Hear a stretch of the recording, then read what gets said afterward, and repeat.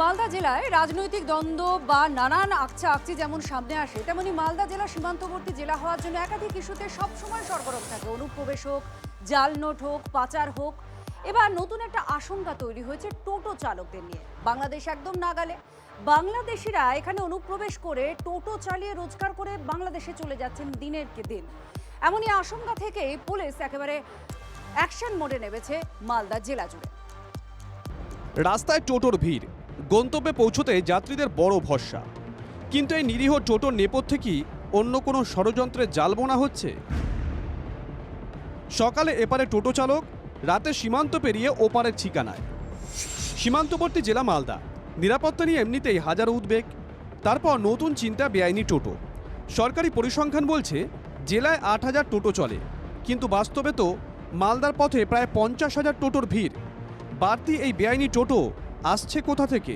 আমাদের এখানে শহরের মধ্যে যা টোটো চলছে বাইরেকার বেশি টোটো, হ্যাঁ, ইংলিশ বাজারের মধ্যে বেশি কম টোটো। ওরা কোথা থেকে আসছে? বাংলাদেশ কিছু আছে, এসে চালিয়ে চলে যাচ্ছে মালিকের গাড়ি, রেখে দিয়ে বা চলে গেল। সন্ধ্যা লাগলো, বাস 5টা বাজলে ওরা বাড়ি। ভাড়া দিয়ে দিচ্ছে, তো চলছে এইভাবে, কিন্তু ওইভাবে শহরে গ্যাদারিং লাগছে, যার জন্য আমাদেরকে সমস্যার মধ্যে পড়তে হচ্ছে।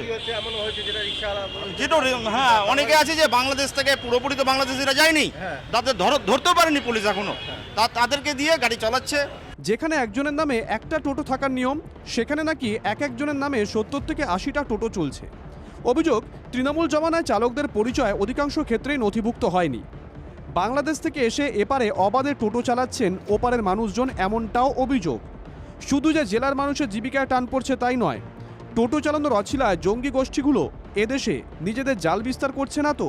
এই আশঙ্কা থেকে এবার বেআইনি টোটো চিহ্নিত করতে পথে নেমেছে মালদা পুলিশ।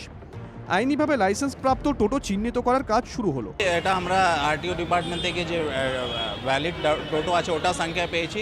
তারপরে কত বেআইনি টোটো চলছে আমরা সেন্সাস করব, বা এক লোকের কাছে কত টোটো আছে এটা সংখ্যা আমরা ধীরে ধীরে করবো, আর ওর বিরুদ্ধে আমরা ধীরে ধীরে ব্যবস্থা নেব। বাংলাদেশ লাগোয়া জেলা হওয়ায় আরও বেশি সতর্ক পুলিশ। সীমান্তবর্তী এলাকা আছে, প্রবলেম সামান্য বাহন আর অনেক জায়গা হতে পারে। আমরা একটা ছোট স্টেপ নিয়েছি, যেখানে টোটো চালকদের যে আইডেন্টিটি আছে ওটা ফিক্স করার জন্য। ওটা দিয়ে আমরা আশা করছি কি কিছুটা আমরা স্টেপ নিতে পারব। দেখা যাচ্ছে বহু ব্যবসায়ী যারা নিজের নামেই একাধিক টোটো নিয়ে ফেলেছে, এবং সেই সমস্ত টোটোগুলো কোনো আইডেন্টিটি ছাড়া, পরিচয় ছাড়াই সেই সমস্ত ব্যক্তিদের তাদেরকে ভাড়ায় খাটাচ্ছে। যারা সেই সমস্ত টোটো চালাচ্ছে, বিশেষ করে সীমান্তবর্তী এলাকায়, তারা কারা?